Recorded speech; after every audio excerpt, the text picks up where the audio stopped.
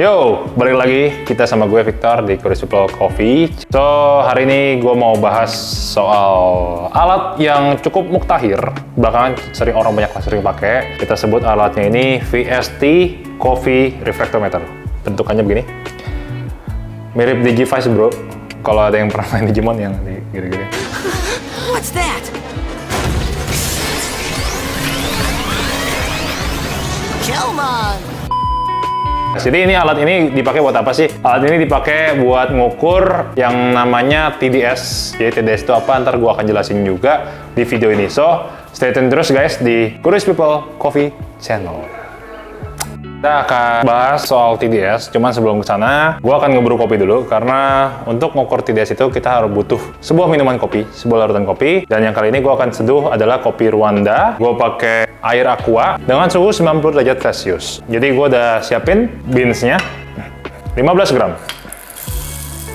Kita grindnya medium fine aja, nggak usah yang terlalu kasar-kasar banget. Dan ini gua grinder pakai Mazer. Kenapa pakai Mazer? Karena buat gua ini hand grinder yang paling oke untuk saat ini ya. Dan dia bisa naikin ekstraksinya kurang lebih sekitar 20% dari yang biasa gua pakai. Nah, jadi TDS itu apa sih? TDS itu sebenarnya adalah tingkat kelarutan, tingkat kepadatan kopi yang ada di dalam larutan kopi itu sendiri. Jadi kalau misalnya di dalam satu kopi itu 98-99%-nya itu isinya air. Nah, jadi dengan adanya alat ini kita bisa tahu dia kira-kira itu si kopinya dia ada berapa persen sih di dalam larutan kopi itu sendiri. Kita giling dulu. TDS itu apa sih kepanjangannya? TDS itu kepanjangan dari Total Dissolved Solid atau bahasa Indonesianya adalah total larutan atau padatan yang dimana di sini adalah partikel kopi yang terlarut di dalam si kopinya itu sendiri. Semakin kental, artinya si TDS-nya akan semakin tinggi. Jadi kalau misalnya angka TDS-nya nanti munculnya 2% atau 2,5%, berarti 2,5% dari si total larutan itu adalah kopi, dan sisanya adalah air.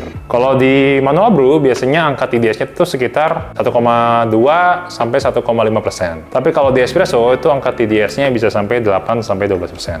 Basahin dulu, supaya nggak ada bau-bau kertas yang masuk di dalam kopinya itu. Sini aja. Dan gue bakal pakai 15 gram kopi dengan total airnya gue pakai di sini 250 ml air. Jadi perbandingan rasionya itu sekitar 1:16,7. Dengan total brewnya waktunya sekitar 2 menit 30 detik dan suhunya 90 derajat Celcius. Ini brewingan pertama gue atau blooming. Gue pakai itu 50 ml air dalam waktunya sekitar 45 detik. Tuangnya melingkar dan pastiin jangan nembak atau nuang ke kertasnya, tapi pastiin nembak ke kopinya. Kenapa? Supaya airnya nggak langsung nge-loss dari samping-sampingnya. Di sini gue pakai Hario juga, V60. Kenapa? Karena menurut gue ini alat yang umum banget. Orang-orang semua, lu semua di rumah bisa punya alat ini, dan murah. Paper filternya juga gampang banget dicari. Jadi kalian bisa replikat resep gue juga di rumah kalian. Udah 45 detik, ini puringan kedua gue dari 50 ml, kan tambahin air 120 ml sama pelan aja, santai. Sampai 170. Hup. Ini gue akan tunggu dia sampai kurang lebih 1 menit 30 detik. Baru setelah itu gue akan pour ketiga, puringan terakhir gue, yaitu sampai 250 ml. Kita lanjut, puringan ketiga, puringan terakhir 250 ml.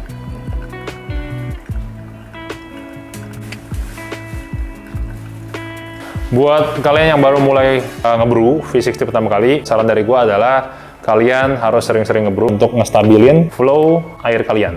Jadi ketika tuang dari teko ini ke sini itu harus stabil dan harus konsisten. Dan gua akan selesaiin brewingan gua di sekitar 2 menit 15 detik. Jadi ini udah 2 menit 10, 5 detik lagi kita angkat. 11, 12, 13, angkat. Dan ini yang akan kita pakai untuk mengukur TDS kita. Dan kita akan lanjut untuk mengukur TDS kita. Kita mau tes TDS kita pakai VST ini. Jadi pertama kali sebelum kita tes pakai kopi, kita harus tes dulu pakai air yang 0 ppm. Biasanya itu kalian bisa pakai air Amidis atau kalian bisa pakai air Aquades. Jadi ini gue udah siapin air yang 0 ppm-nya. Kita pakai suntikan, tuang dikit. Udah. Pastiin ini angkanya 0, ya, karena ini nggak ada BPM sama sekali nih. Istilahnya tidak ada mineral sama sekali di dalam air ini. Kita start aja. Kita lihat 0, oke. Ya, sudah 0. Berarti ini sudah terkalibrasi. Kemudian kita pindah ke kopi. Kita ambil sedikit. Pakai sedotan ini, suntikan. Tuang sedikit. Hup.